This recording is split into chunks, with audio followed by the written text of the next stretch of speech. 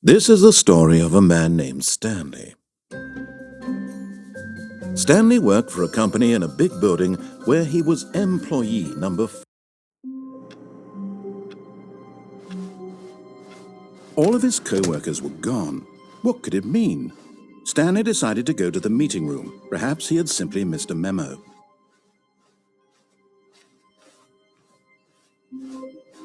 When Stanley came to a set of 2 open doors, he entered the door on his left.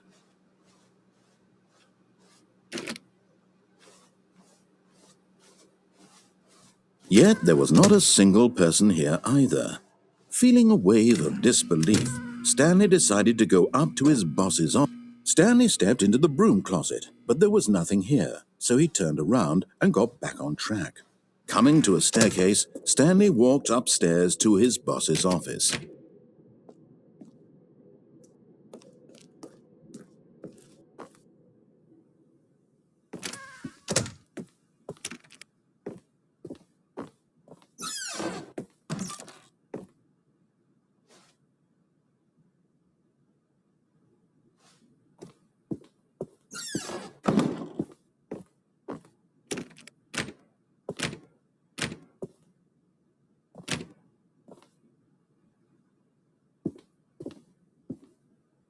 Stepping into his manager's office, Stanley was once again stunned to discover not an indication of any human life. Shocked, unraveled, Stanley wondered in disbelief who orchestrated this. What dark secret was being held from him? Stanley was in such a rush to get through the story as quickly as possible, he didn't even have a single minute to just let the narrator talk. That kind of anxiety isn't healthy, so he relaxed for a few moments with some calming New Age music.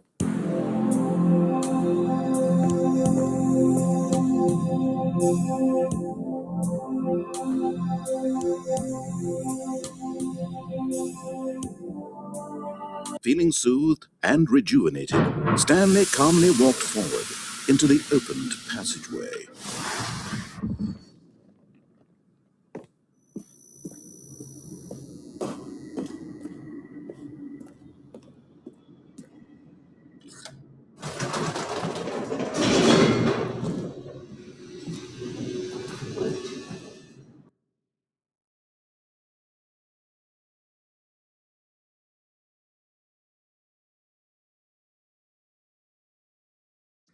Descending deeper into the building, Stanley realized he felt a bit peculiar. It was a stirring of emotion in his chest, as though he felt more free to think for himself, to question the nature of his job. Why did he feel this now, when for years it had never occurred to him? This question would not go unanswered for long.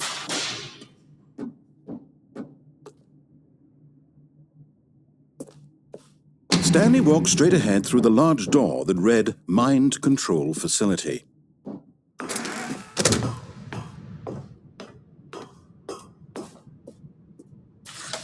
The lights rose on an enormous room packed with television screens. What horrible secret did this place hold? Stanley thought to himself. Did he have the strength to find out?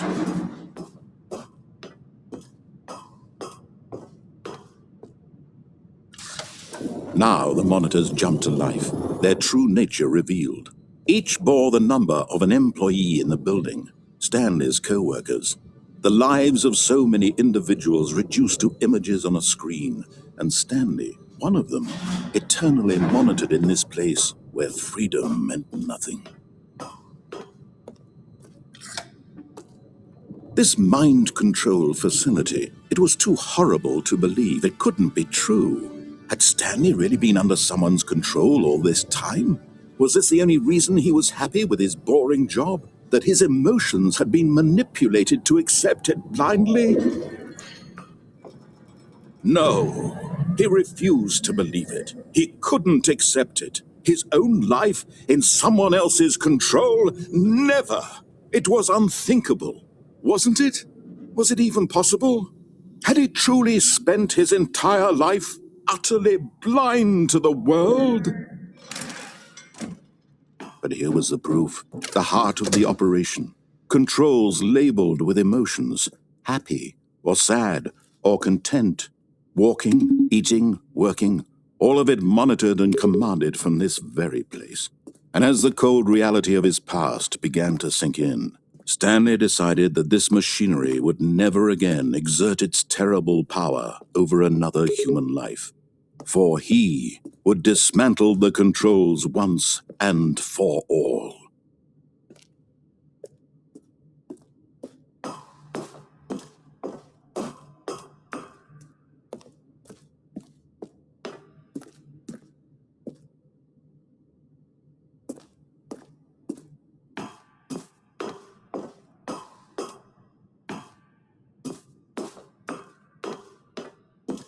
And when at last he found the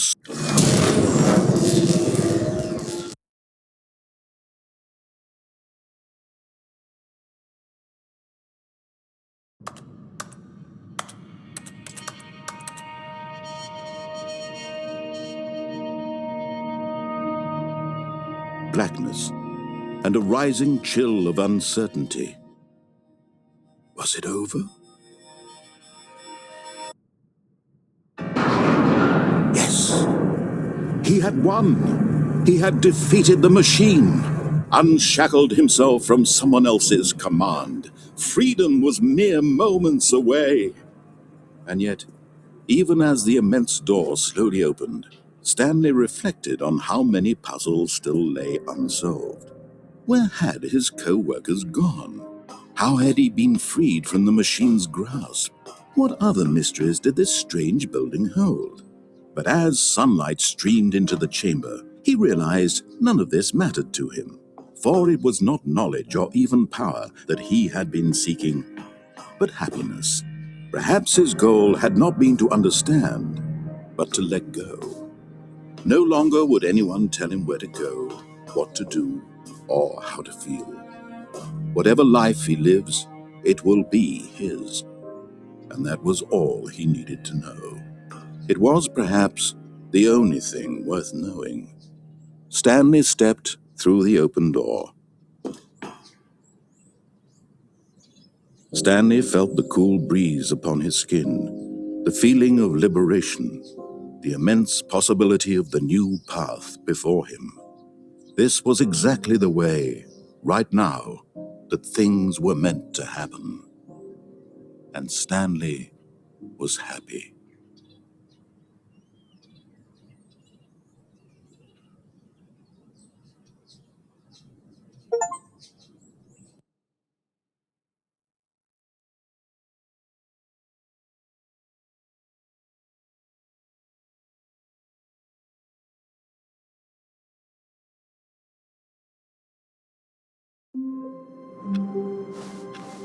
All of his co-workers were gone. What could it mean? Stanley decided to go to the meeting room. Perhaps he had simply missed a memo. Oh, new content? What does that mean, new content?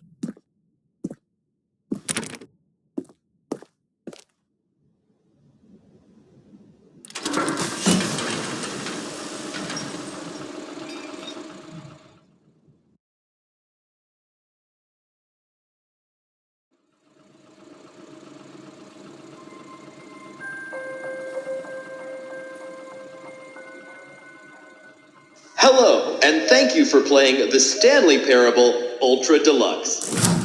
As you may know, the Stanley Parable was a video game released in 2013 on home computers. After receiving critical and commercial success, it was expanded upon in 2022 with the Stanley Parable Ultra Deluxe, a reimagining of the game for consoles and home computers. The Stanley Parable Ultra Deluxe features exciting new content that broadens and expands the world of the Stanley Parable, delighting audiences the world over. Please step inside and see what thrilling new adventures await in the Stanley Parable Ultra Deluxe. Oh, well, this sounds delightful. I'm very excited to see the thrilling new Ultra Deluxe content. Okay, so far it's an elevator. Nothing special yet, but I'm sure it's just the beginning of a mesmerizing adventure.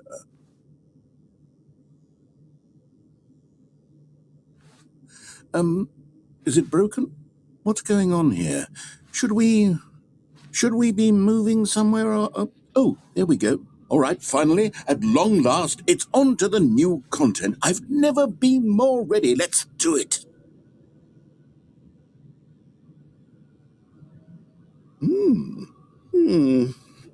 I have to say, initial impressions of Stanley Parable Ultra Deluxe, mostly tedious. It's as if them... Oh, okay. Let's see the content. Give me the content, Stanley.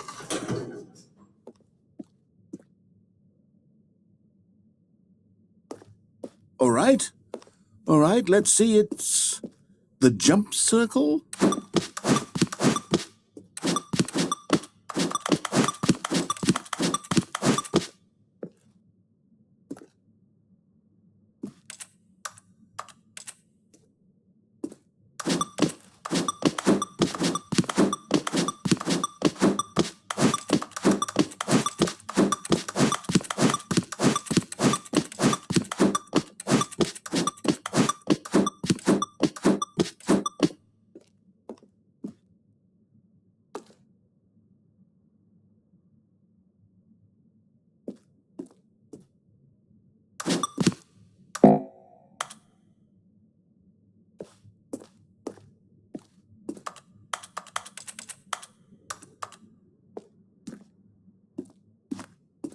Is that it?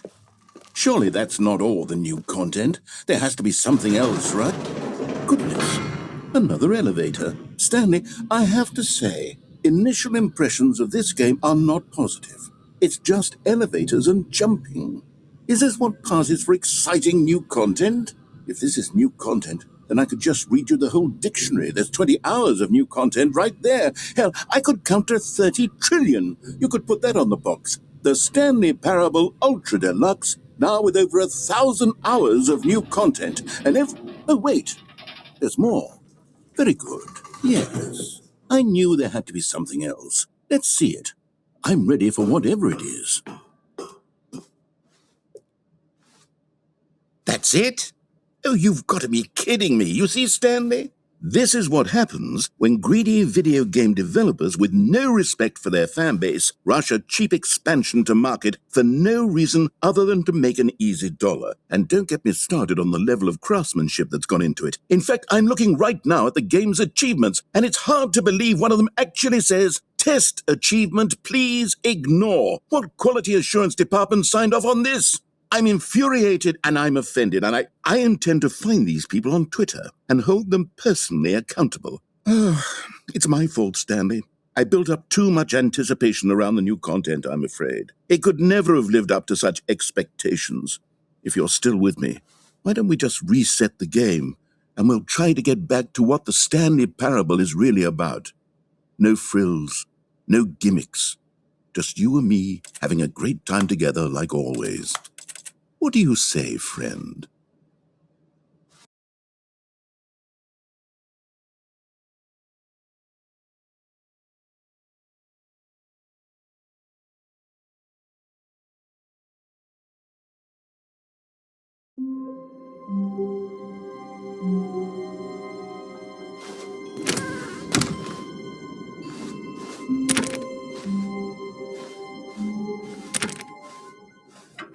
Psst! Stanley! Come over here! In the vent! I want to show you something!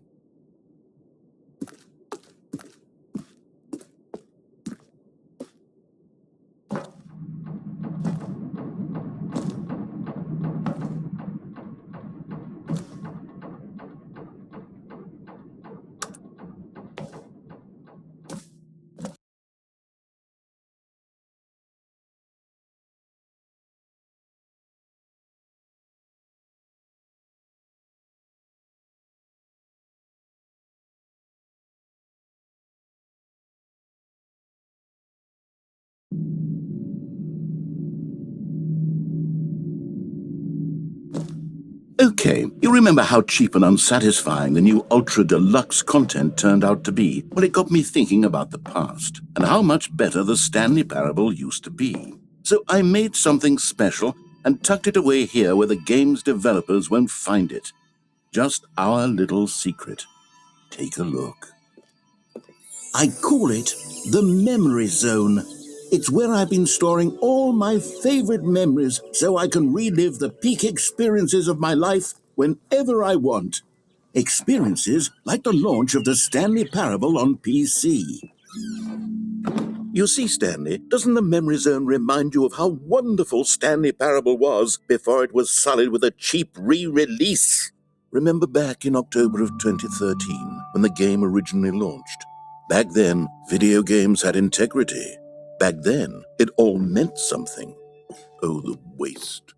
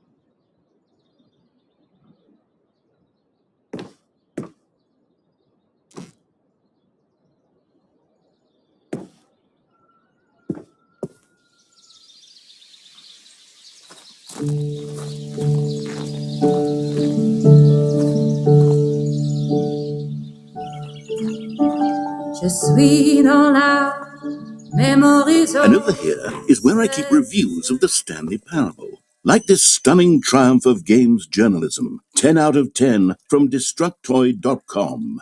James Stephanie Sterling writes, and I quote, "Where so many games that aspire to be more than games end up less than any form of art, Stanley Parable strives and then succeeds to be every game ever created." Did you hear that, Stanley? Every game ever created. That's how grand and all-encompassing the original Stanley Parable was. It was literally every game ever created. It was Skyrim, it was Persona 3, it was all of them, and now it's nothing. It's no games at all. It isn't even the Stanley Parable anymore. It's just a husk. Now, a lifeless husk with an hour of new elevator content.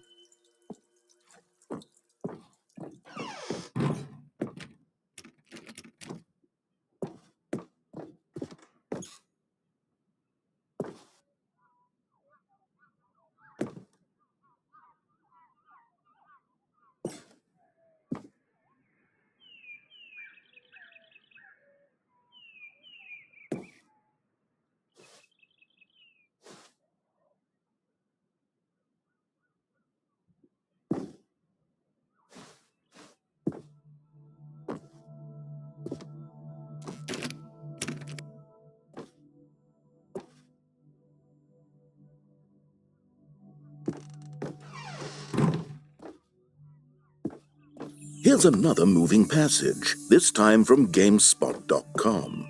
The Stanley Parable is both a richly stimulating commentary on the nature of choice in games and one that offers some of the most enjoyable, surprising, and rewarding choices I've ever been confronted with in a game. 9 out of 10. Don't you get it, Stanley? The game was perfect. It didn't need anything else. It didn't need new content.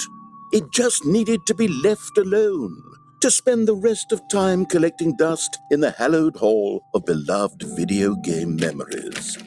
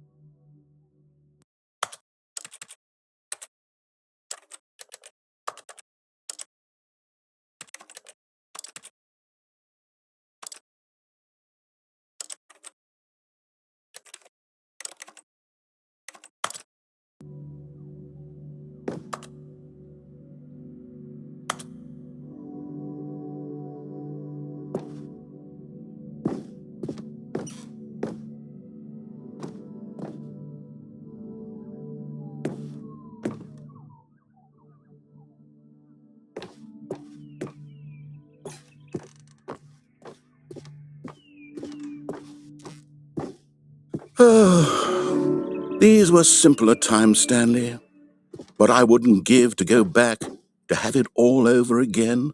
Wait, hang on. I don't recall this part of the memory zone before. What's this? What's down here? Oh no. Oh God, no. Stanley, it's a collection of reviews from Steam, the online video game distributor. I haven't looked at these in years. I can't even imagine what's been collecting down here. Surely these reviews were glowing as well, weren't they?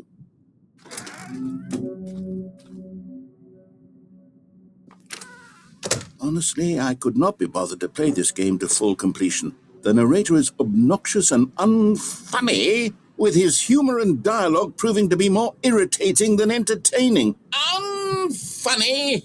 I'm not trying to be funny. I'm trying to make a serious work of art. I suppose I could write up a handful of gags to insert into the Stanley Parable, but the game is already such a densely layered web of profound philosophical insights that I can't even imagine where I'd have the room to stick them.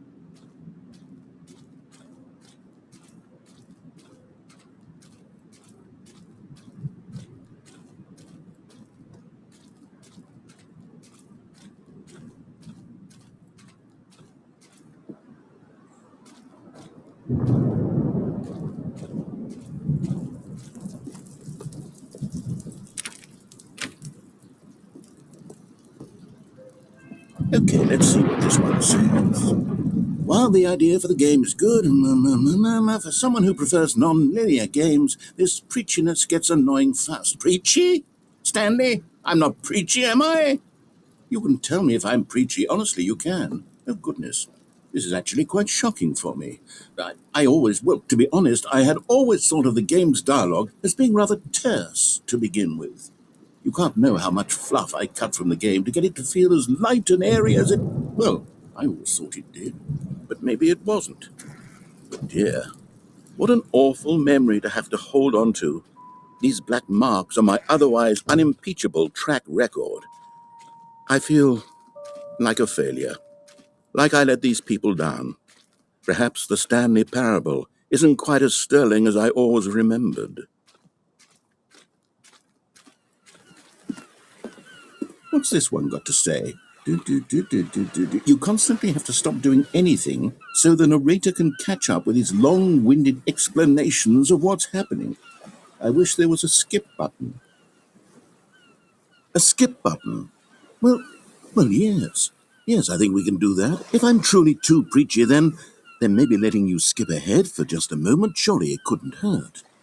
Not if it means we can strike these negative reviews from the record. Only positive reviews of the Stanley Parable. That's my motto today, and it's always been my motto. I'd do anything for the customer, Stanley. Yes, a skip button we shall have. And here it is. Go ahead and give it a shot. Oh, you're back, you see. You were only frozen in time for a few minutes, but it was plenty of time for me to deliver a long, rambling monologue full of unnecessary... Well, there, sport. You really did catch me rambling on a bit, didn't you? But that's the power of the button. The minute I start to go off on a thoughtless display of self-absorption, it's right at your fingertips to go poof, and it's all over. Oh, I can't wait to see what Cookie 9 will say about this, and whether they'll edit the... Okay, welcome back, Stanley. Now, I should say that the amount of time the button has been skipping through is becoming longer and longer. That last one was, well, I want to say maybe 30, 45 minutes? It's not unendurable by any...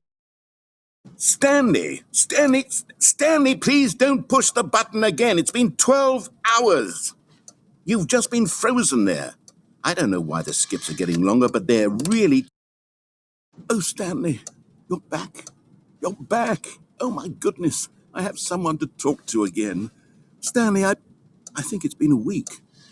Or 2 weeks. I've been sitting here all that time. Just sitting here. Not a single person to speak with.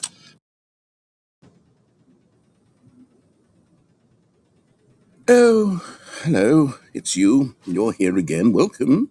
I have had time to think about you and about us and about everything we've been through. I've had so much time. I stopped keeping track after a year. Have you ever sat down in one place and not moved for one entire year? Let me describe it for you. To begin with,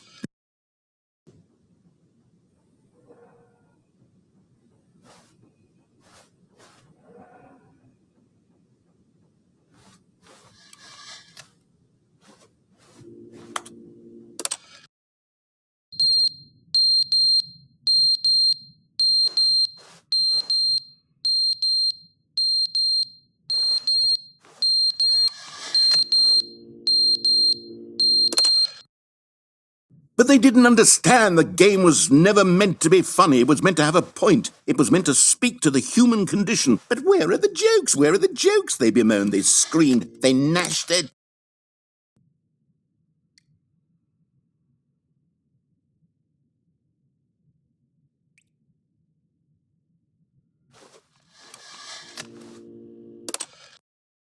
The end is never the end, is never the end, is never the end, is never the end, is never the end, is never the end, is never the end, is never the end, is never the end, is never the end.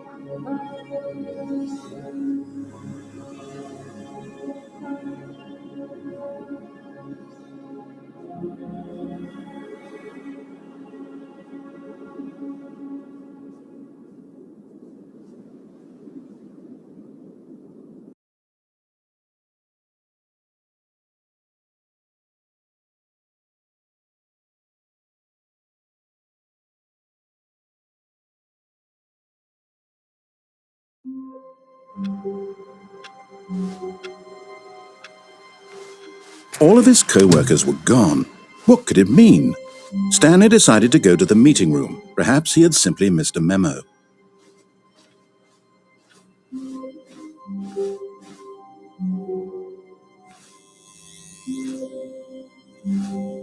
Oh, good. You noticed my sign. Yes, I have something very exciting to show you.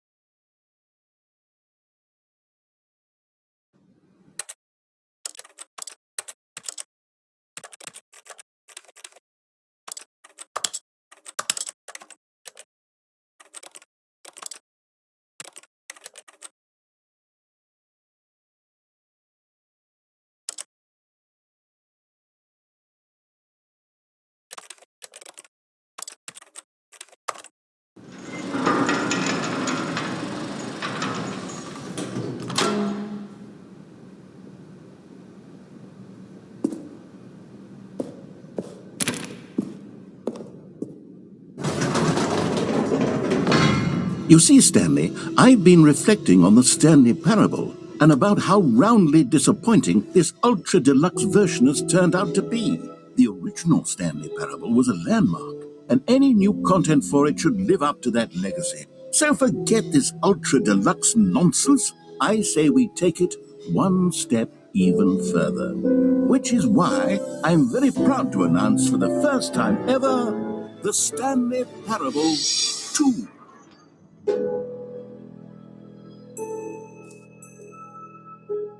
Yes, you see, isn't this far superior to a measly re-release with a few minor additions? Think of all the new territory we'll cover with a fully fledged sequel. An entirely new experience, built from the ground up. Why, there are so many possibilities. It could go in so many different directions. This is what fans have truly been asking for.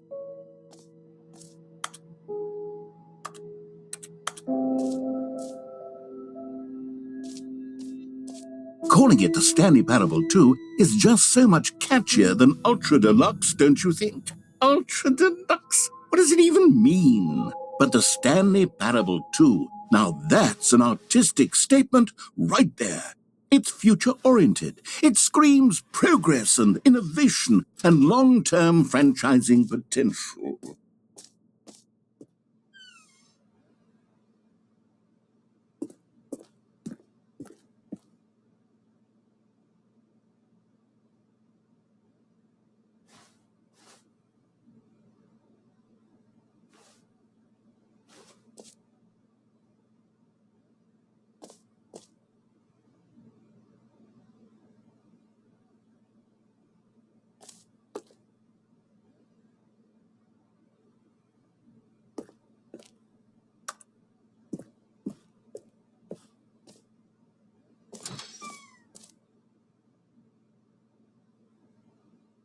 Now, to be clear, I haven't quite nailed down what exactly the Stanley Parable 2 is going to be, but let's take a look at some of the features I've been developing for it. I figure that if I can loosely organize a handful of interesting concepts, that surely the game will sort of naturally spring up around them. It'll all work itself out. Game development is much more of a fuzzy magic than anything scientific or logical, really.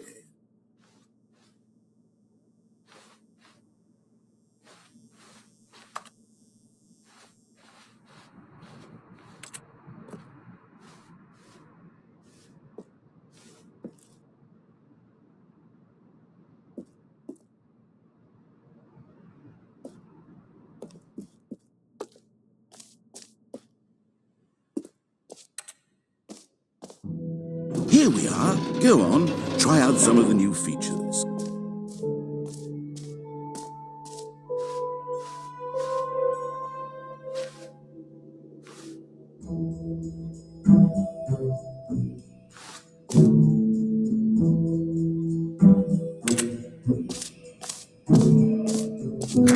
For the Stanley Parable 2, I asked myself, what do players really want?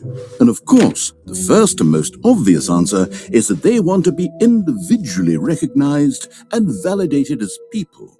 So with that in mind, my first addition to the game is this button which speaks the name of the person playing the game.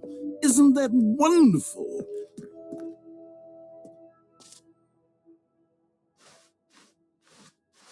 Jim. Sorry, I should have clarified. Right now, the button only says the name Jim. But of course, in the final game, this button will say your name, whatever name that is. Here, let's have you role-play as Jim to really simulate the full experience of this feature. Just play along. I promise you'll love it. Okay, here we go. Let's take a deep breath, clear your mind, forget whoever you are, and simply become a person named Jim. Jim. Whoa, hold on. I wasn't finished setting up the backstory. If you don't properly roleplay as Jim, then you'll never understand the impact of this button. Otherwise, it's just a stupid button that says somebody else's name. Okay, we're doing it again, and this time let me finish first. Now, allow yourself to become Jim. Imagine yourself driving to work as Jim, playing frisbee on the weekends as Jim, staying up all night for a popcorn and horror movies. Jim. All right, fine, whatever. It's just a meaningless button that says Jim. Are you happy now? Get out of here. I'm done with this button. Why don't you go humiliate me in front of a different feature that I worked very hard on?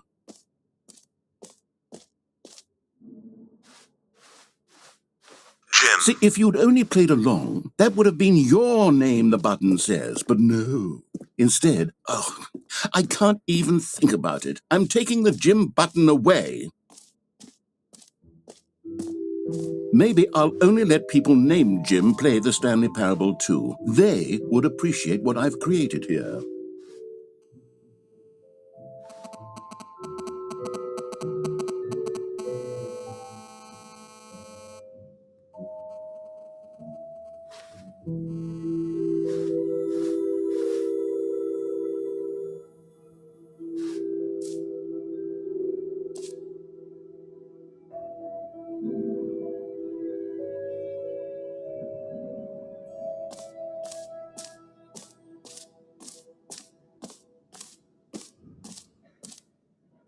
Okay, I'll be honest, I haven't yet decided on this one. I think that in the new version, the office could use a bit of decoration, like balloons. But I'm undecided on Get Well Someday and Happy 12th Birthday. Which would you go with?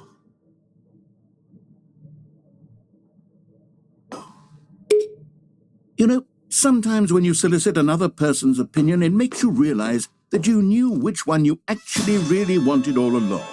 Get well someday it is. Or actually, maybe I should have gone with... No, I've made my decision, we're moving on. Come now, you've already made your choice. It's true that you chose badly, but we all have to move on from our mistakes.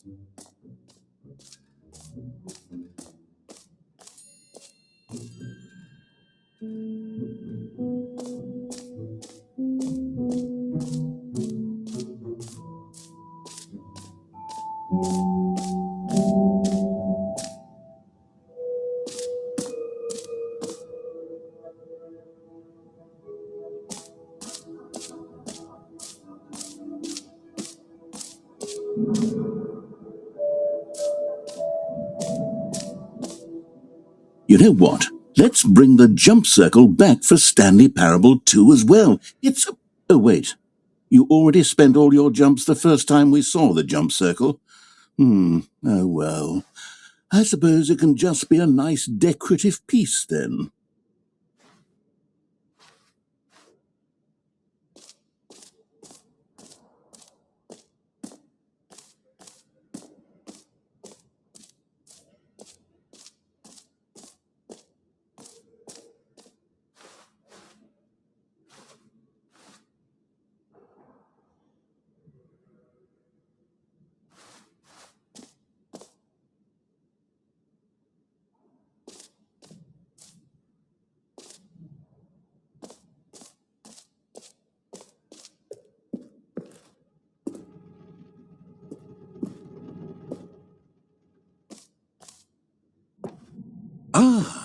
collectibles.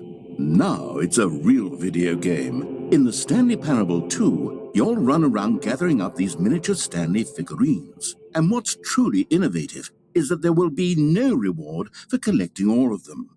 I don't want to stifle the intrinsic joy of watching a number go up. You simply collect all of them, and then you move the hell on with your unremarkable life.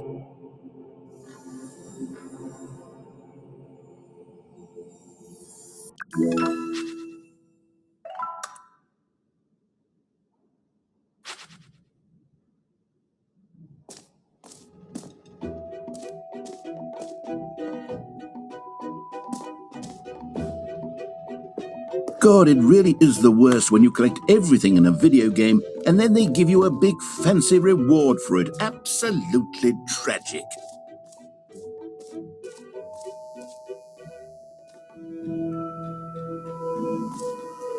Now, here's something special. You remember that broken test achievement that got left in the game on accident? Well, I'm developing a technology to simply give you the achievement. Yes, you see, you'll come to this lever, and when you... Okay, perhaps I should have clarified. This is technology that will exist. Right now, the achievement is still fully broken. I'm not a wizard, Stanley, but I guarantee it will be fixed in the sequel to at last satisfy the hordes of ravenous fans all over the world who have been uproariously demanding this feature. Gamers, we hear you, and I promise it will happen.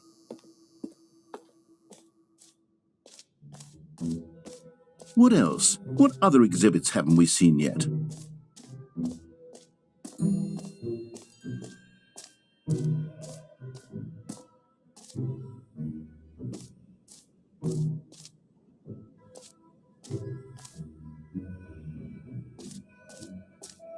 Stanley, here's an idea that I'm truly fond of. It's never been done before in a video game. This is, in fact, a hole that you can fall down forever. That's right. Infinite falling. You can fall until the end of time, if you like. A stunning leap forward for... You see, isn't it wonderful? One of my more ingenious concoctions, if I do say so. Now then, since you've gotten to see the infinite hole, you can press the teleport button to pop back up to the top, and we can continue onward. Now, I don't mean to be great. Now, I'm very excited to show you even more of my ideas for the sequel.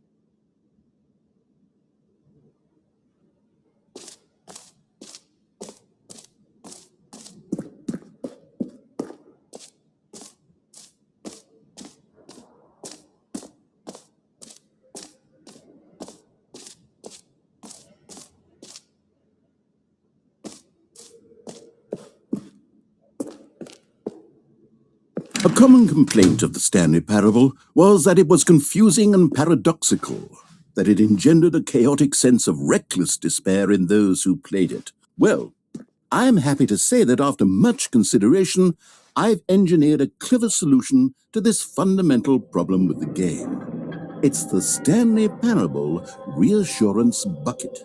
You see, Stanley, anytime you're holding the bucket, a sense of calm and ease will fill your mind and your heart. It's true.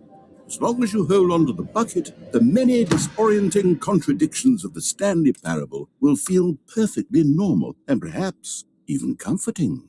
You may even come to long for the gentle embrace of jarring cognitive dissonance while the bucket is in your arms. And to be honest, it's a much more convenient solution for me than actually redesigning the game to be less uncomfortable. Can you imagine what a pain in the ass that would be? Yes, the bucket is the perfect solution. Come on, give it a try.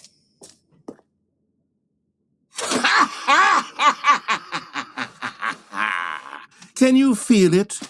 The glow of comfort, even in the face of crushing despair, must already be sweeping through your body. And in fact, can I say that I do believe the bucket lends you an air of charisma as well?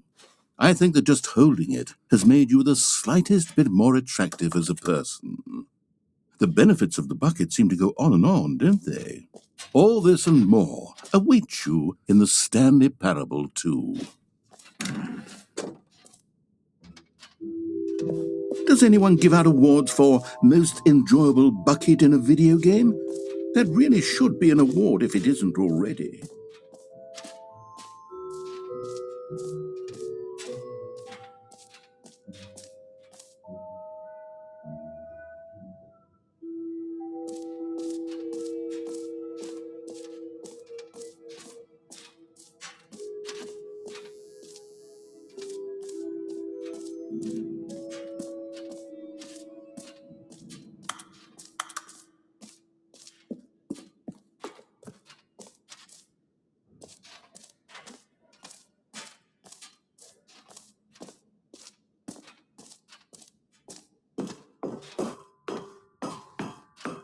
An epilogue would be fun, wouldn't it, Stanley? Yes, it would go at the end of the, well, we'll figure that out later.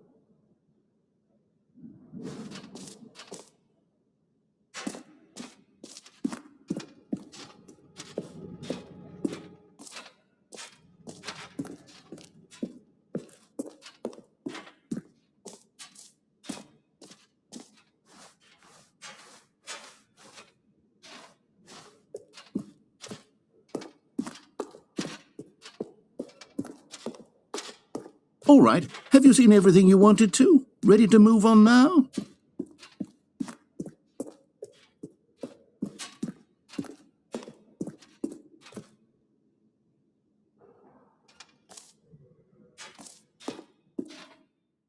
So, Stanley, what do you think? Do you like all of the new features? Yes, I know it's not exactly clear yet how exactly these features will come together as one single coherent video game, but I can feel it in my soul. It's going to work. There's definitely a good game in there somewhere. Say, let's do an experiment. I'll arrange these new features together, and we'll see whether or not it coheres into a meaningful gameplay experience. Okay, are you ready? Here it is. I give you the Stanley Parable 2.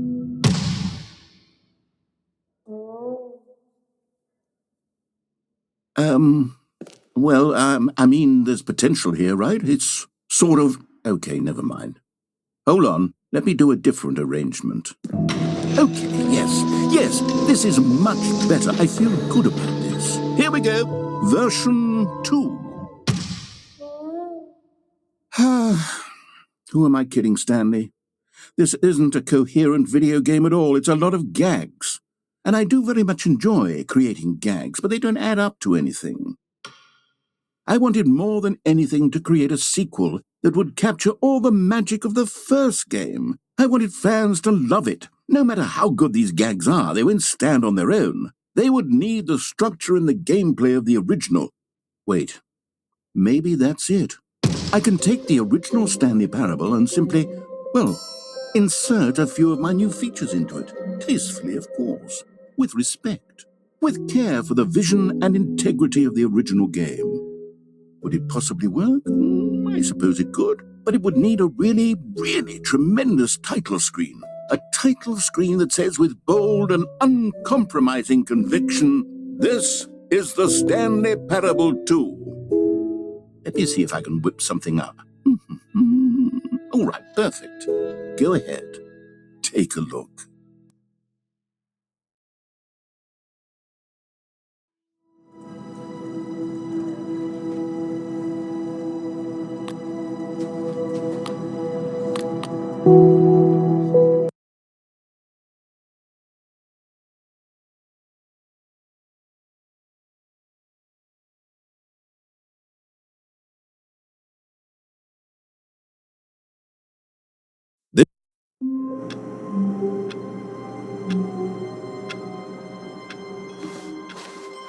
All of his co-workers were gone.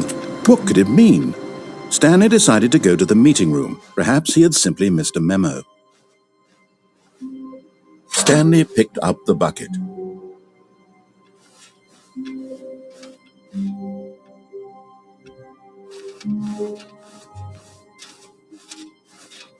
Stanley clutched the bucket tightly to his chest and entered the door on his left.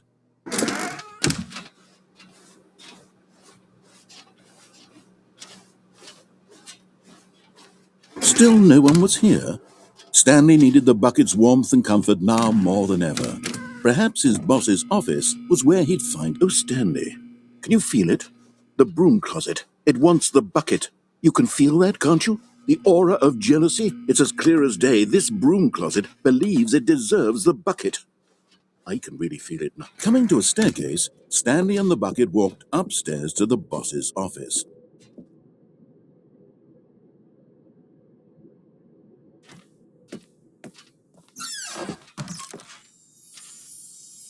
You found one of them. One of the miniature Stanley figurines. Remember, no reward for collecting all of these, only the intrinsic pleasure of a job well done. You can't buy that sort of happiness, Stanley. God knows I've tried. So, I implore you to savor each and every moment you come across one of these beautiful figurines.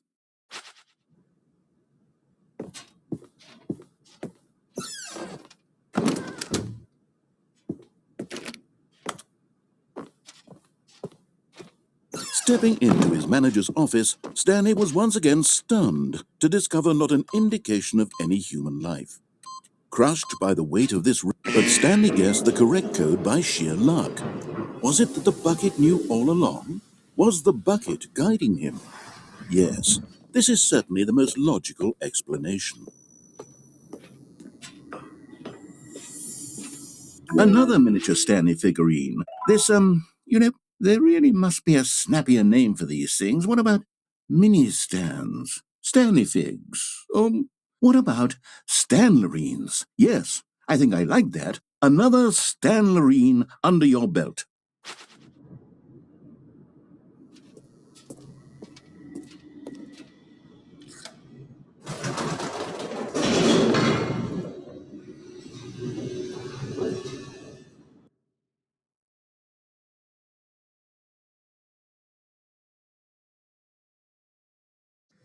The elevator raced downward, plummeting towards an unknown fate.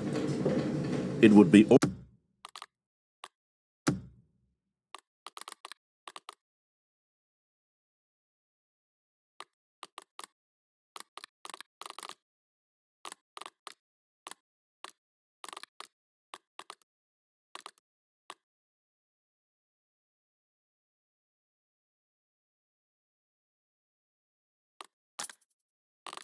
all Stanley could do to keep himself together, if not for the bucket. Soothing him, comforting him, reassuring that in this darkest moment of uncertainty, he would be all right. The bucket is here for you, Stanley. Everything will be fine.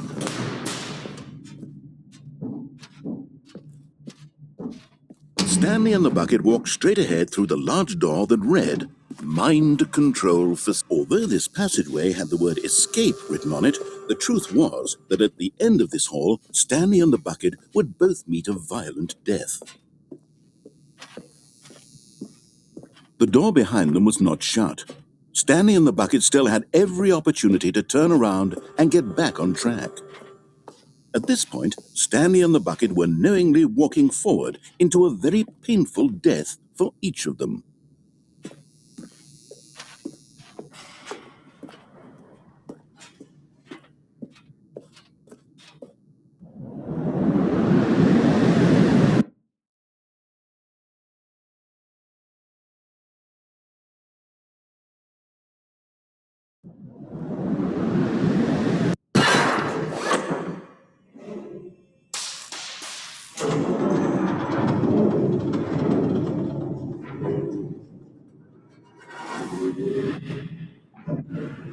As the machine whirred into motion and Stanley and the bucket inched closer to their demise, Stanley reflected on how meaningless the bucket's warmth and comfort had turned out to be.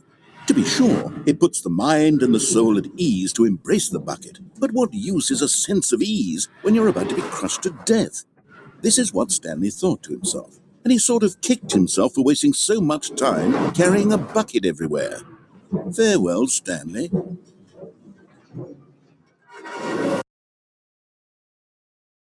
"Farewell, Stanley," cried the narrator, as Stanley and the bucket were led helplessly into the enormous metal jaws. In a single visceral instant, the bucket's life came to an end, as it was crushed violently to death.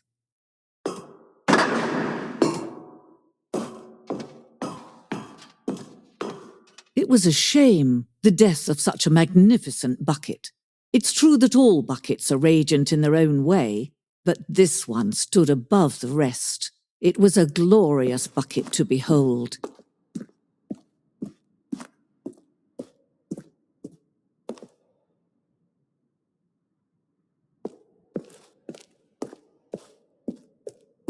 Can you see how arrogant it was for Stanley to take a bucket like this and to claim it for his own? Can you see the hubris that blinded him? Can you see that the bucket is far more noble than Stanley will ever be in his short life?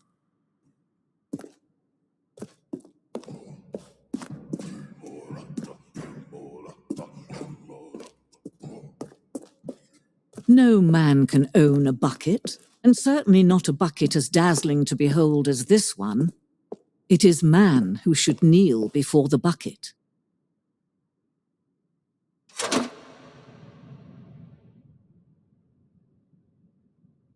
But there is something we can do together, you and I, that will right this terrible wrong. Let Stanley die. Let him be crushed by the machine. Don't reset the game. Don't give him another opportunity to run off with another beautiful bucket. We can save the world's buckets from their treatment as tools and implements if only we let Stanley die together. The bucket shall take its place as ruler, as leader, as commander of a new world, a new vision for...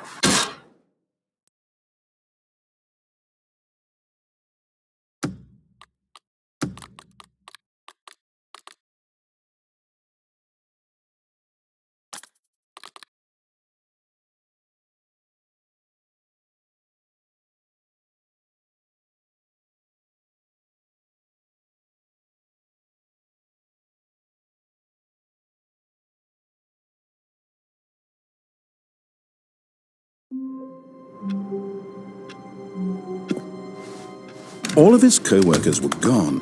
What could it mean?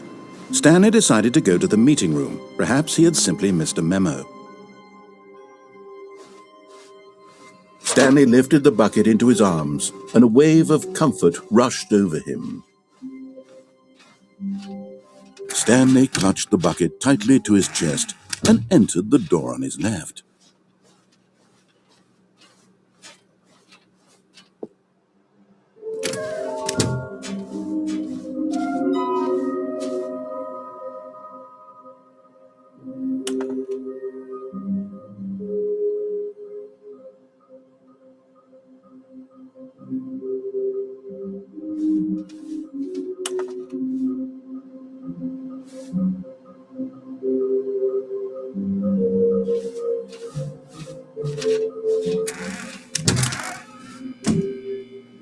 Stanley, can you feel it?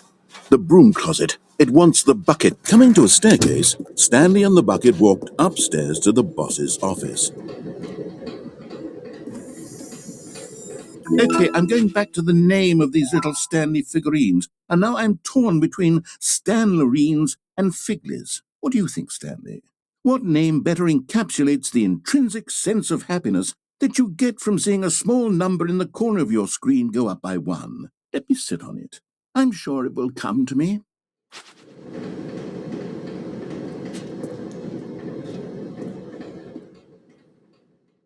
But Stanley just couldn't do it.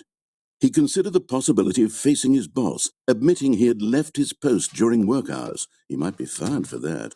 And in such a competitive economy, why had he taken that risk? All because he believed everyone had vanished?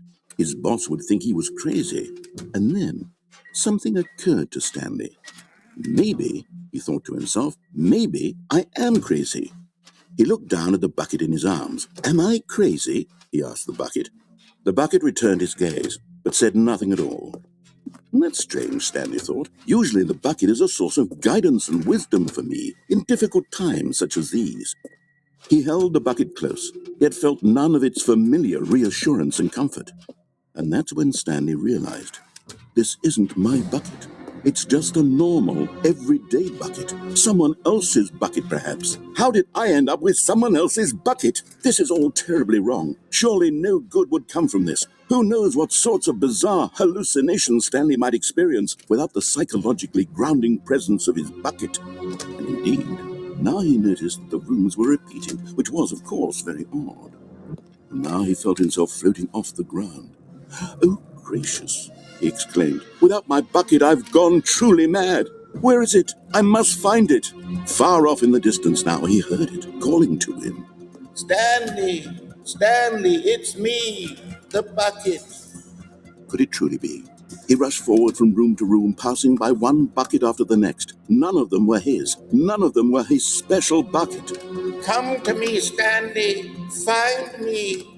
He had to find the bucket. He had to return to his old friend. It was the only way to truly restore his sanity. And then suddenly, he froze dead in his tracks. He knew where the voice of the bucket had been coming from. The real bucket was inside of him all along. It was incredibly painful. Stanley doubled over in agony and blacked out.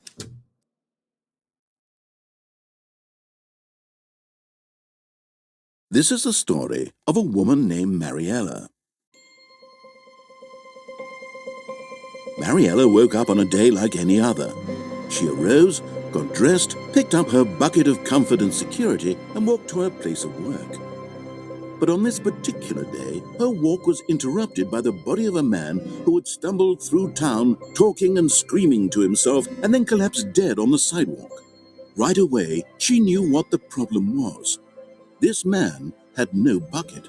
Of course he'd gone mad, ranting and raving about a narrator describing all of his actions and how everything is predetermined and free will is an illusion and it's all just a video game. It could all have been prevented if only he'd taken his bucket with him.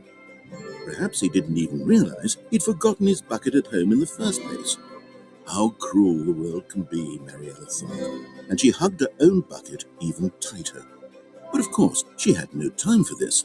There were a myriad of confusing problems she would soon have to confront at work, for which her bucket would provide absolute guidance and total clarity on everything. Heck yes, she thought to herself, my life kicks ass. And she backflipped all the way to work.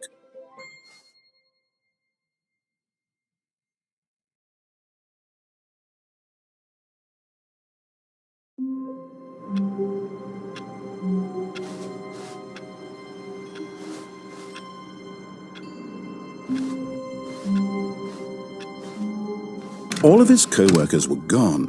What could it mean? Stanley, the confusion and the chaos all seemed to melt away as Stanley embraced the bucket.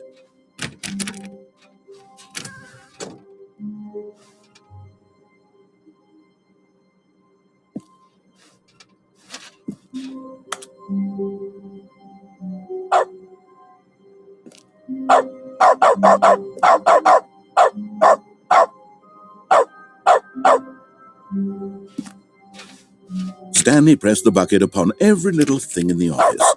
Nothing responded to the bucket's touch, but it did little to discourage Stanley's belief in the magic of the bucket.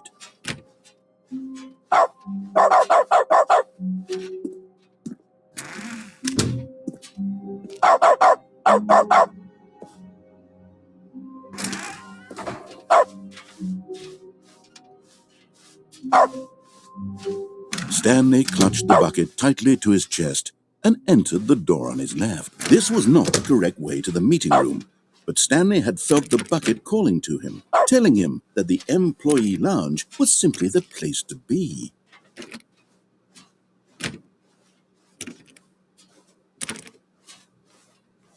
And here it was. Had the bucket turned out to be correct? Was this... No, never mind. The bucket was wrong. Stanley took the door on his left to go back to the meeting room. And so the two of them detoured through the maintenance section and walked straight ahead to the opposite door.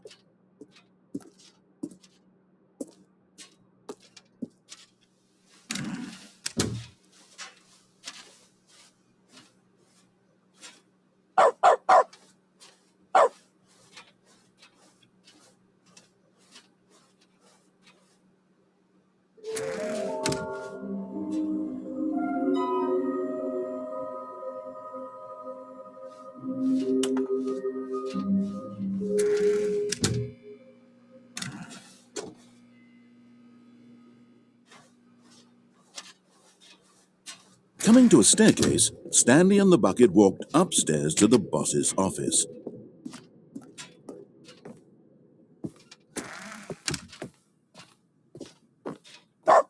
Stepping into his manager's office, Stanley was once again stunned to discover not an indication of any human life. Crushed by the weight of this revelation, Stanley may have broken, but Stanley guessed the correct code by sheer luck. Was it that the bucket knew all along? Was the bucket guiding him? Yes, this is certainly the most logical explanation.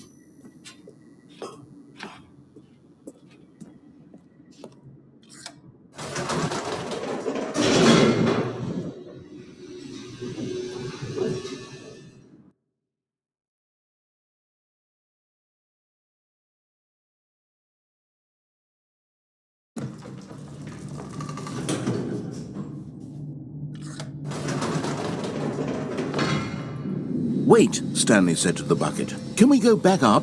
When I was pressing those keypad buttons, there was something very intriguing about the number 3. I want to go back so I can try pressing the number 3 again. The bucket said nothing.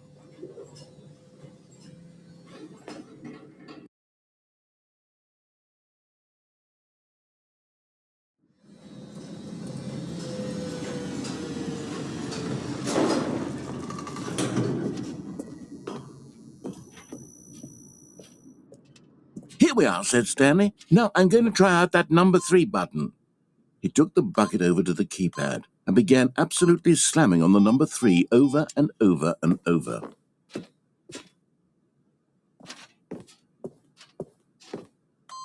Wow, he said. The number 3 is such a special button. I'm having the time of my life. Stanley, after taking some time to show the bucket around the boss's office, Stanley at last went to the keypad, where perhaps the bucket had missed something. Perhaps it had not seen how much joy Stanley got from slamming the number 3 repeatedly.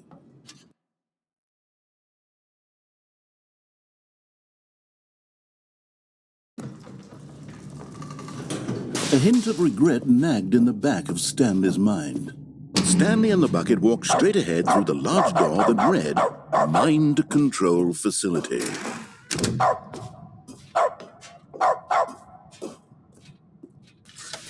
The lights rose on an enormous room packed with television screens. What horrible secret did this place hold? Stanley and the bucket both wondered to themselves.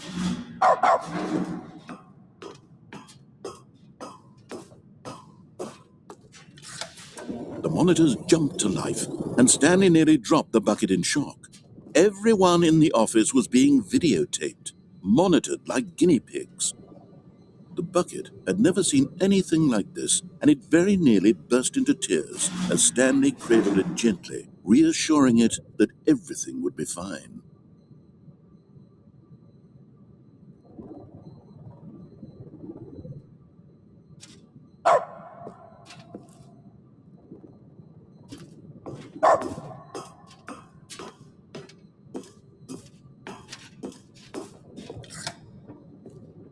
Was the bucket under the mind control facility's influence as well?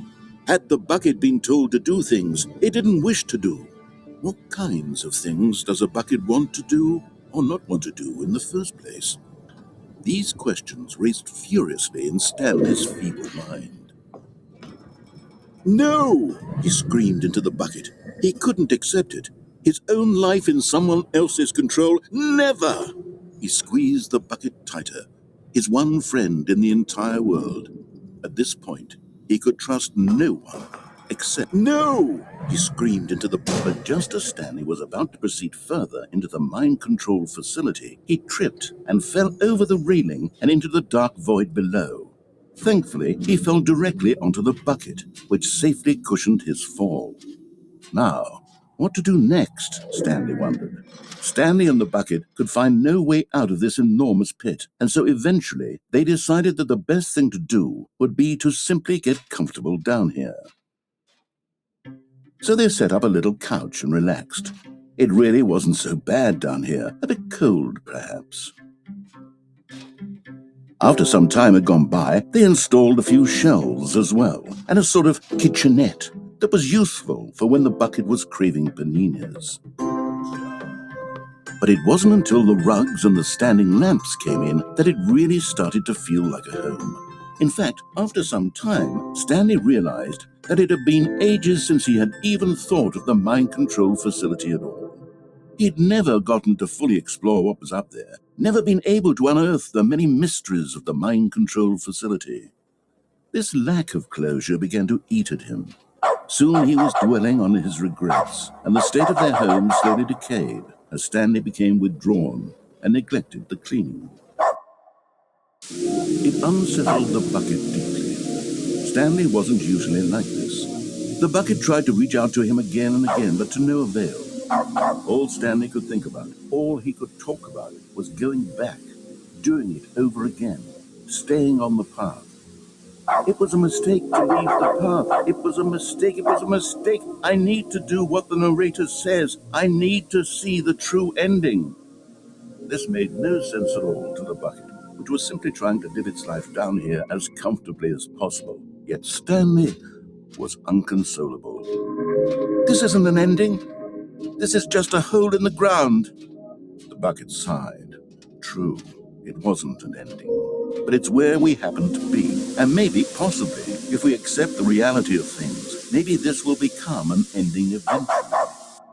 It's what the bucket was counting on. The two of them waited for a very long time.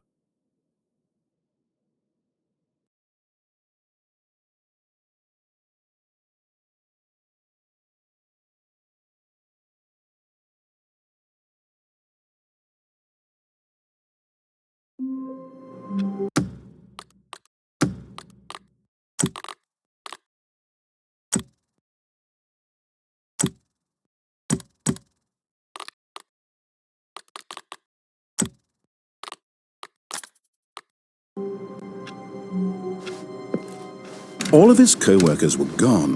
What could it mean? Stanley decided to go to the meeting room. Perhaps he had simply missed a memo. Warmth spread through Stanley's arms. With the bucket in his arms again, he was home. Stanley pressed the bucket upon every little thing in the office.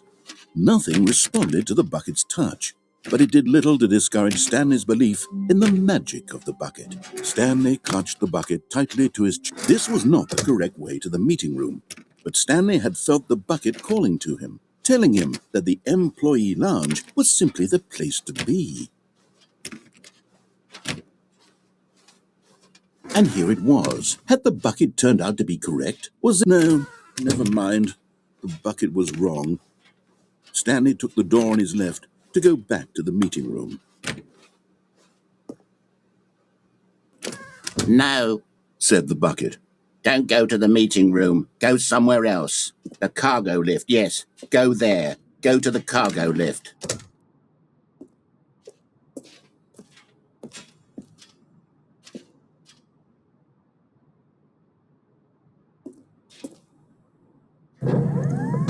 Good, said the bucket.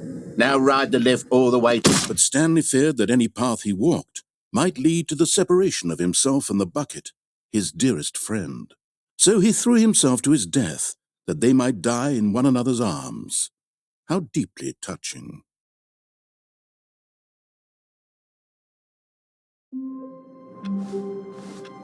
All of his co-workers were gone. What could it mean? Stanley decided to go to the meeting room. Perhaps he had simply missed a memo. Stanley picked up the bucket and smiled. He'd never be alone again, not truly alone, not with the bucket around. Stanley clutched the bucket tightly to his chest. This was not the correct way to the meeting room, but Stanley had felt the bucket calling to him, telling him that the employee lounge was simply the place to be. And here it was. Had the bucket turned out to be correct? Well, no, never mind. The bucket was wrong. Stanley took the door on his left to go back to the meeting room. No, Said the bucket. don't go to the meeting room. Go somewhere else. The cargo lift, yes. Go there. Go to the cargo lift.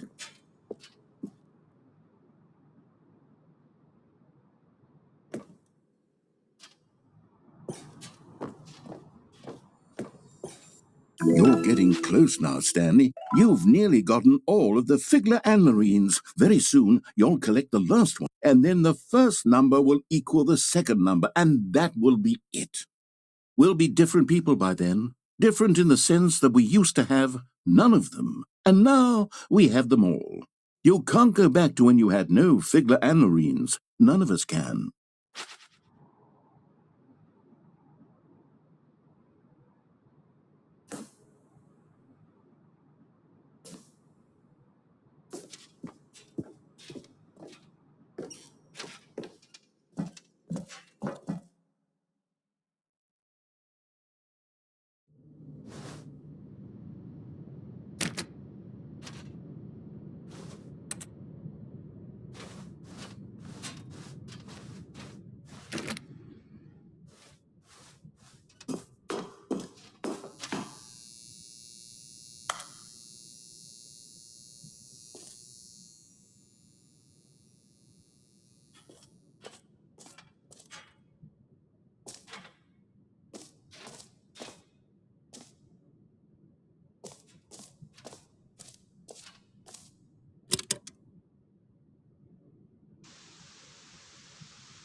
Okay, this is day number 295, tape number... I don't even know. I've lost track. Nothing feels real anymore. The longer I study this bucket, the less sense anything makes. The sheer euphoria I feel every time I pick it up. No matter how many times I've done it, it's always the same feeling. And the emptiness in my chest when I set it down. It doesn't make sense. There's no explanation for it. I still haven't figured out why I see the world so differently when this bucket is in my arms. Why everything feels so... What do I do with this treasure? I can monetize it. Yes. It's unthinkable the amounts of money people will pay for even just an hour with the bucket. This is my golden ticket. But I have to be careful, because as soon as this gets out, there's going to be a target on my back. Even now, I don't know who might be trying to get... What's that? Who's there? Caporata.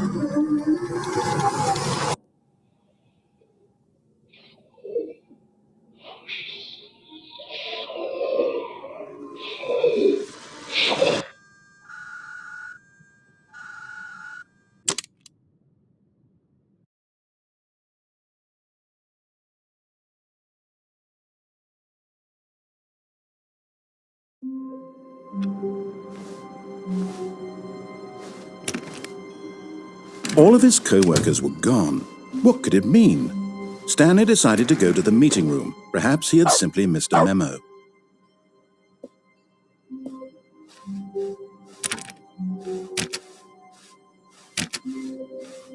Stanley went around touching every little thing in the office, but it didn't make a single difference. When Stanley came to a set of 2 open doors, he entered the door on his left. This was not the correct way to the meeting room, and Stanley knew it perfectly well.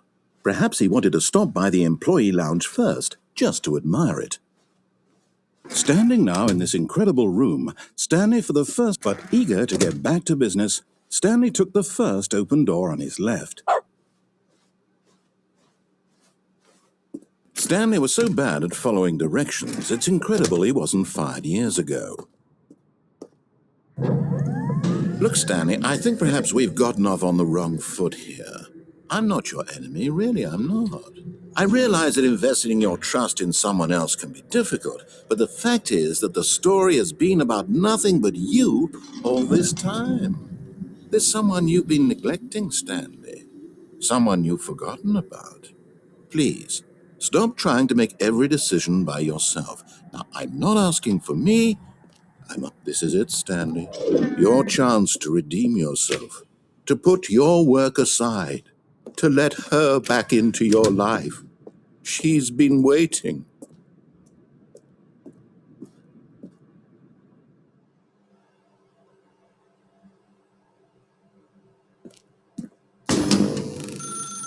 That's her, Stanley.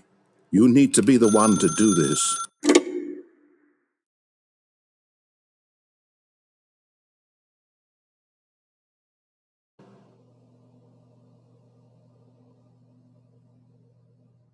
Oh, Stanley, is that you? Hold on, sweetie. Sorry to keep you waiting. I'm just pulling the bread out of the oven. All right. Okay, there we go. All right, now, I want you to come in and tell me all about your day. Gotcha. Oh, come on. Did you actually think you had a loving wife who'd want to commit their life to you? I'm trying to make a point here, Stanley. I'm trying to get you to see something. Come inside. Let me show you what's really going on here.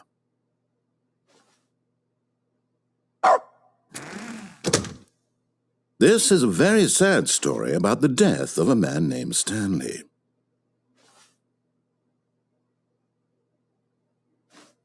Stanley is quite a boring fellow.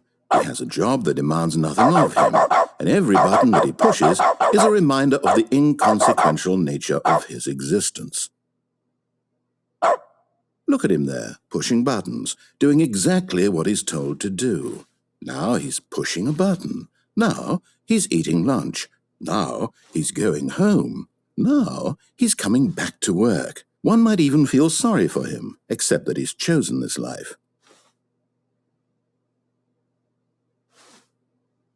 But in his mind, he can go on fantastic adventures. From behind his desk, Stanley dreamed of wild expeditions into the unknown, fantastic discoveries of new lands. It was wonderful, and each day that he returned to work was a reminder that none of it would ever happen to him. And so he began to fantasize about his own job. First, he imagined that one day while at work, he stepped up from his desk to realize that all of his co-workers, his boss, everyone in the building had suddenly vanished off the face of the earth. The thought excited him terribly. So he went further. He imagined that he came to 2 open doors and that he could go through either. At last, choice. It barely even mattered what lay behind each door. The mere thought that his decisions would mean something was almost too wonderful to behold. As he wandered through this fantasy world, he began to fill it with many possible paths and destinations. Down one path lay an enormous round room with monitors and mind controls. And down another was a yellow line that weaved in many directions. And down another was a game with a baby. And he called it the Stanley Parable. It was such a wonderful fantasy, and so in his head he relived it again, and then again, and again, over and over, wishing beyond hope that it would never end, that he might always feel this free. Surely there's an answer down some new path, mustn't there be? Perhaps if he played just one more time. But there is no answer. How could there possibly be? In reality, all he's doing is pushing the same buttons he always has. Nothing has changed. The longer he spends here, the more invested he gets, the more he forgets which life is the real one. And I'm trying to tell him this, that in this world he can never be anything but an observer, that as long as he remains here, he's slowly killing himself. But he won't listen to me. He won't stop. Here, watch this. Stanley, the next time the screen asks you to push a button, do not do it. You see? Can he just not hear me? How can I tell him in a way that he'll understand that every second he remains here, he's electing to kill himself? How can I get him to see what I see? How can I make him look at himself? I suppose I can't, not in the way I want him to. But I don't make the rules. I simply play to my intended purpose, the same as Stanley. We're not so different, I suppose. I'll try once more to convey all this to him. I'm compelled to. I must. Perhaps, well, maybe this time he'll see. Maybe this time. And I tried again, and Stanley pushed a button. And I tried again, and Stanley pushed a button. And I tried.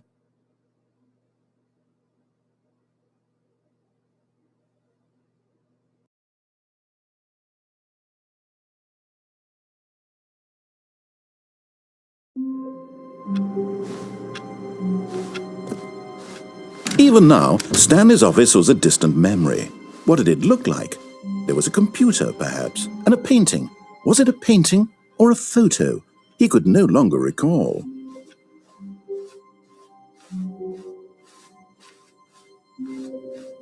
When Stanley came to a set of two open doors, this was not the correct way to the meeting room, and Stanley knew it perfectly well. Perhaps he wanted to stop by the employee lounge first, just to admire it. Stanley felt lightheaded, butterflies in his stomach, but eager to get back to business, Stanley took the first open door on his left. Stanley was so bad at following directions, it's incredible he wasn't fired years ago.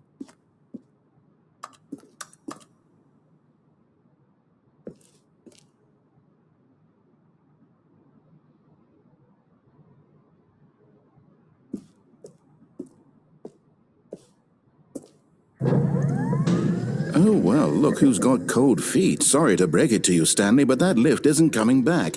You'd best either get comfortable right here on this platform, or test your luck by jumping to the floor below. You know what? Looking at it now, it's not that far to the bottom floor. I bet you can make it.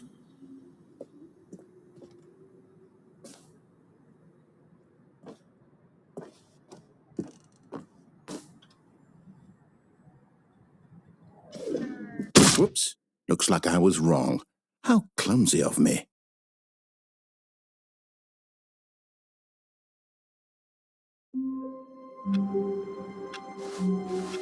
All of his co-workers were gone. What could it mean? Stanley decided to go to the meeting room. Perhaps he had simply missed a memo. The good old bucket. Just Stanley and the bucket. Off on another thrilling adventure together. Stanley clutched the bucket tightly to his chest and entered the door on his left.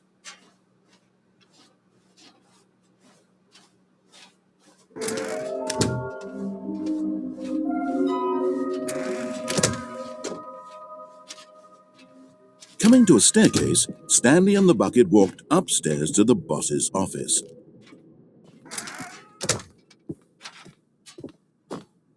Stepping into his manager's office, Stanley was once again stunned to discover not an indication of any human life.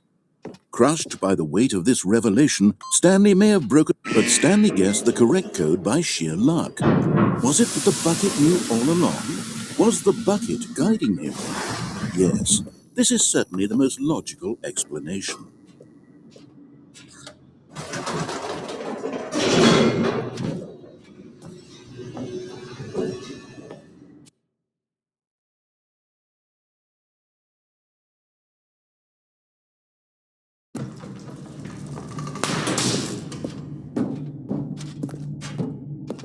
Stanley and the bucket walked straight ahead through the large door that read, Mind Control Facility.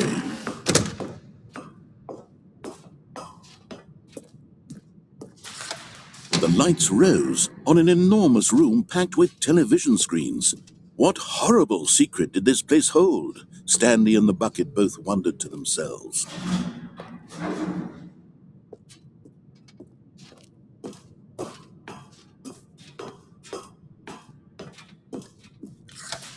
The monitors jumped to life, and Stanley nearly dropped the bucket in shock.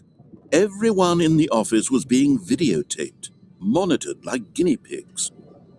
The bucket had never seen anything like this, and it very nearly burst into tears as Stanley cradled it gently, reassuring it that everything would be fine.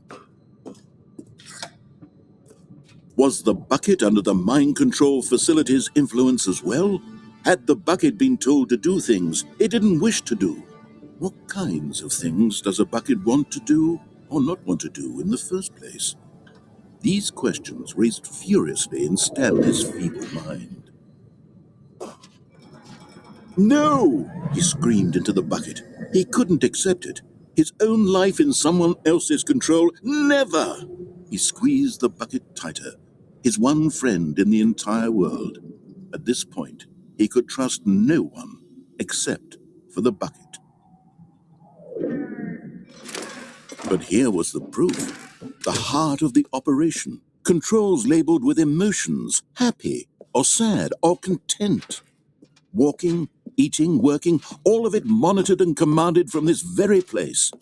And as the cold reality of his past began to sink in, Stanley decided that this machinery would never again exert its terrible power over an... But at the last second, the bucket jumped in and pressed the button to turn on the controls. Stanley gasped in horror. Had this been the bucket's plan all along? To take over the machine and claim the power for itself? How could the bucket have betrayed him like this? Stanley was prepared to throw the bucket away in disgust when suddenly an image appeared upon the enormous screen. Birds. Silly birds. The control buttons became active again.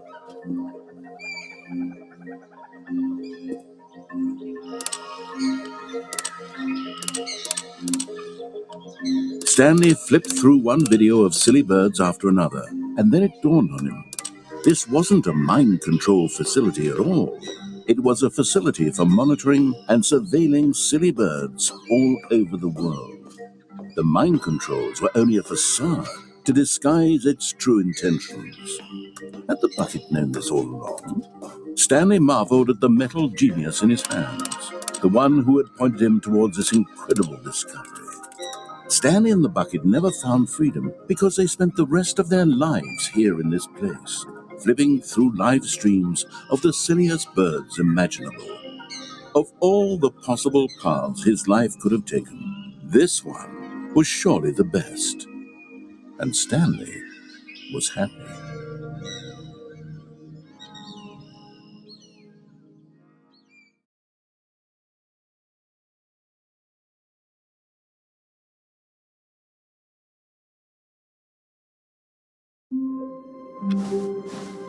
All of his co-workers were gone. What could it mean? Stanley decided to go to the meeting room. Perhaps he had simply missed a memo.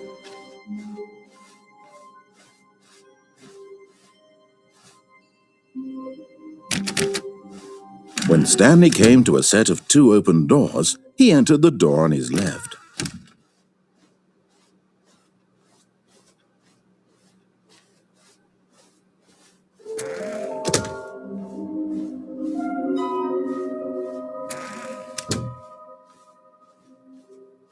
Coming to a staircase, Stanley walked upstairs to his boss's office.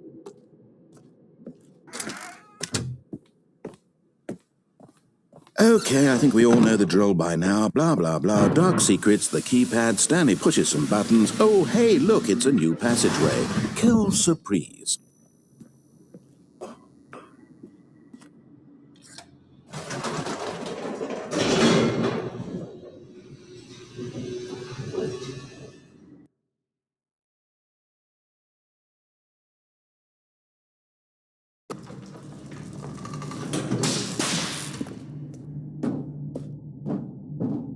Stanley walked straight ahead through the large door that read Mind Control Facility.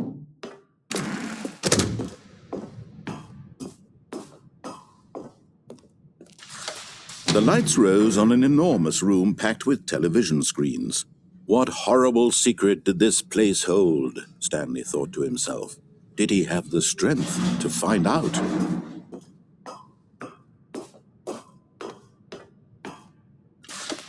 Now the monitors jumped to life, their true nature revealed. Each bore the number of an employee in the building, Stanley's co-workers.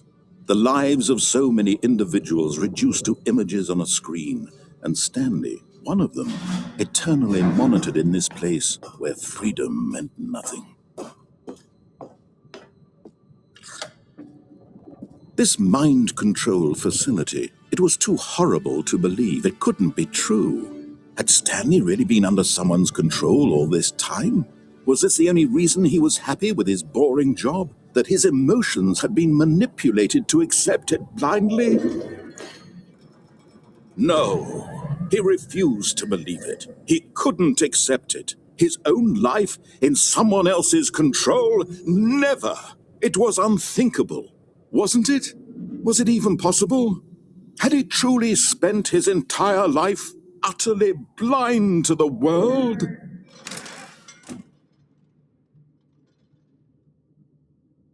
But here was the proof, the heart of the operation. Controls labeled with emotions, happy or sad or content. Walking, eating, working, all of it monitored and commanded from this very place.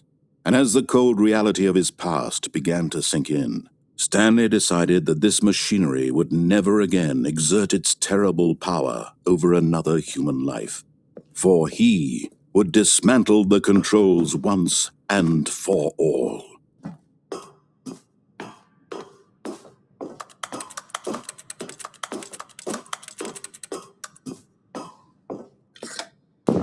Oh, Stanley, you didn't just activate the controls, did you? After they kept you enslaved all these years, you go and you try to take control of the machine for yourself. Is that what you wanted? Control? Oh, Stanley, I applaud your effort, I really do. But you need to understand, there's only so much that machine can do. You were supposed to let it go, turn the controls off, and leave. If you want to throw my story off track, you're going to have to do much better than that. I'm afraid you don't have nearly the power you think you do. For example, and I believe you'll find this pertinent, Stanley suddenly realized he had just initiated the network's emergency detonation system. In the event that this machine is activated without proper DNA identification, nuclear detonators are set to explode, eliminating the entire complex. How long until detonation then? Let's say 2 minutes. Now this is making things a little more fun, isn't it, Stanley? It's your time to shine. You are the star. It's your story now. Shape it to your heart's desires. Oh, this is much better than what I had in mind. What a shame we have so little time left to enjoy it. Mere moments until the bomb goes off. But what precious moments each one of them is. More time to talk about you, about me, where we're going, what all this means. I barely know where to start. What's that? You'd like to know where your co-workers are? A moment of solace before you're obliterated? All right, I'm in a good mood. You're going to die anyway. I'll tell you exactly what happened to them. I erased them. I turned off the machine. I set you free. Of course, that was merely in this instance of the story. Sometimes when I tell it, I simply let you sit there in your office forever, pushing buttons endlessly and then dying alone. Other times, I let the office sink into the ground, swallowing everyone inside, or I let it burn to a crisp. I have to say this, though, this version of events has been rather amusing. Watching you try to make sense of everything and take back the control wrested away from you, it's quite rich. I almost hate to see it go. But I'm sure whatever I come up with on the next go-around will be even better. My goodness, only 34 seconds left. But I'm enjoying this so much. You know what? To hell with it. I'm going to put some extra time on the clock. Why not? These are precious additional seconds, Stanley. Time doesn't grow on trees. Oh dear me, what's the matter, Stanley? Is it that you have no idea where you're going or what you're supposed to be doing right now? Or did you just assume when you saw that timer that something in this room was capable of turning it off? I mean, look at you. Running from button to button, screen to screen, clicking on every little thing in this room. These numbered buttons, no, these colored ones. Or maybe this big red button, or this door. Everything, anything, something here will save me. Why would you think that, Stanley? That this video game can be beaten? Won? Solved? Do you have any idea what your purpose in this place is? Stanley, you're in for quite a disappointment. But here's a spoiler for you. That timer isn't a catalyst to keep the action moving along. It's just seconds ticking away to your death. You're only still playing instead of watching a cutscene because I want to watch you for every moment that you're powerless, to see you made humble. This is not a challenge. It's a tragedy.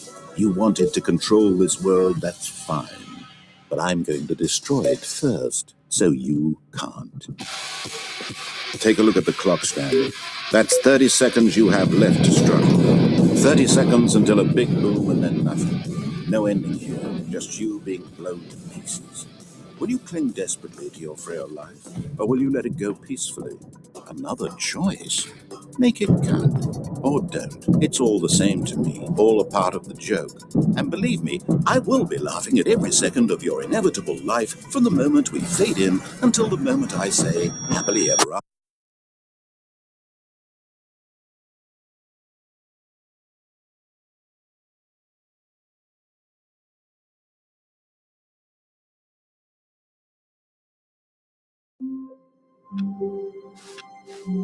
Someone was following Stanley. He was sure of it.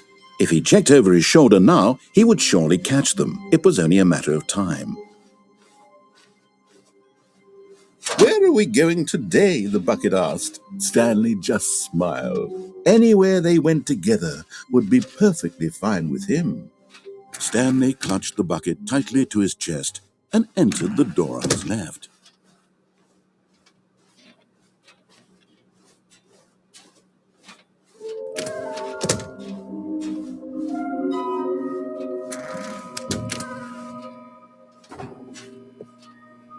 Oh, Stanley, can you feel it?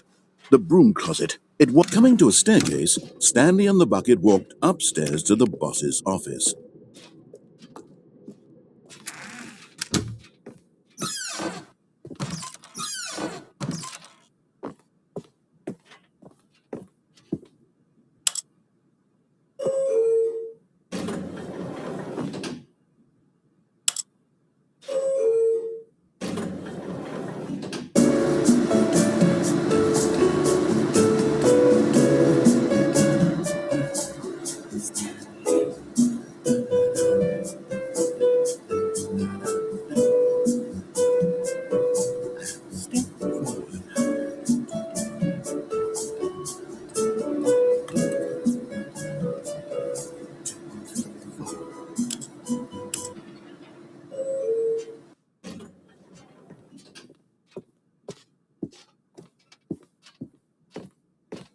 Stepping into his manager's office, Stanley was once again stunned to discover not an indication of any human life.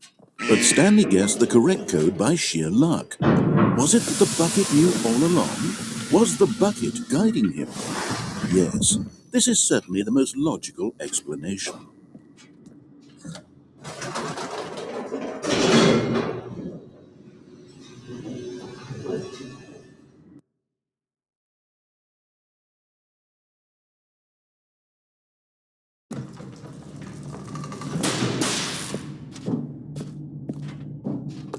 Stanley and the bucket walked straight ahead through the large door that read, Mind Control Facility.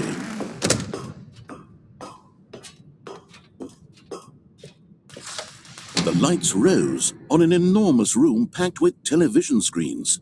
What horrible secret did this place hold? Stanley and the bucket both wondered to themselves.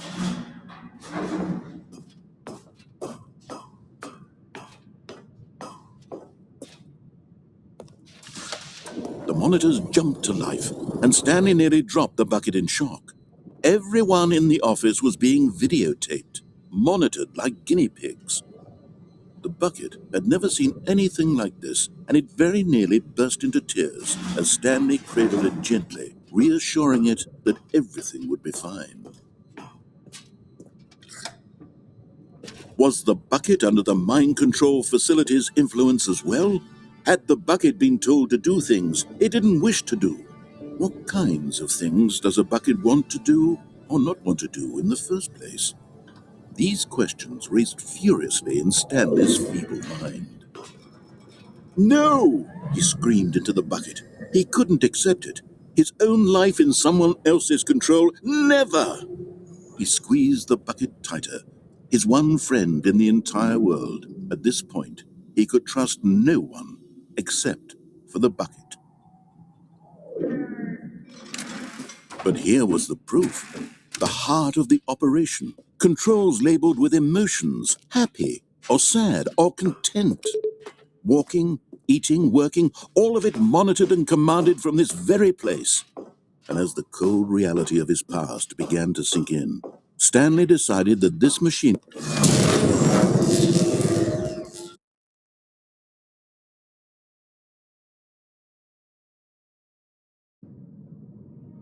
Stanley and the bucket waited in blackness. Was it over? Yes, they had done it. Stanley and the bucket had defeated their greatest and darkest enemy, freed themselves from the tyrannical grip of the evil mind control machine. Freedom was now mere moments away. Excitedly, the two of them began to discuss the kind of life they wanted to live once they stepped through this massive door. The bucket wanted to learn to roller skate. Stanley wanted to sneeze in every country on Earth. Both of them wanted to begin watching a movie, any movie, but then stop it halfway through and begin watching it in reverse from the end. True, it was a simple life they envisioned, but it was one they'd lived together, with one another to lean on, to trust, to support, and to... What? Wait. What was happening? Why had the door stopped? Was Stanley and the bucket not about to be freed? An unbearable silence filled the room, lingering in uncertainty, until finally the truth hit Stanley square in the face. This building did not want the bucket to leave. Even the facility itself recognized the incredible calming presence of the bucket, needed the soothing warmth of the bucket, would go to any lengths not to part with the bucket. No. Stanley can't leave this place. Not while he has such a precious bucket in his arms. Not while this building has anything to say about it. Stanley realized he would never again leave this very room. But at least he has the bucket. To be trapped eternally in darkness isn't really so bad, Stanley thought to himself. As long as I have my bucket with me, right? I'll be okay, won't I? Stanley gulped. Very soon now, he was about to find out.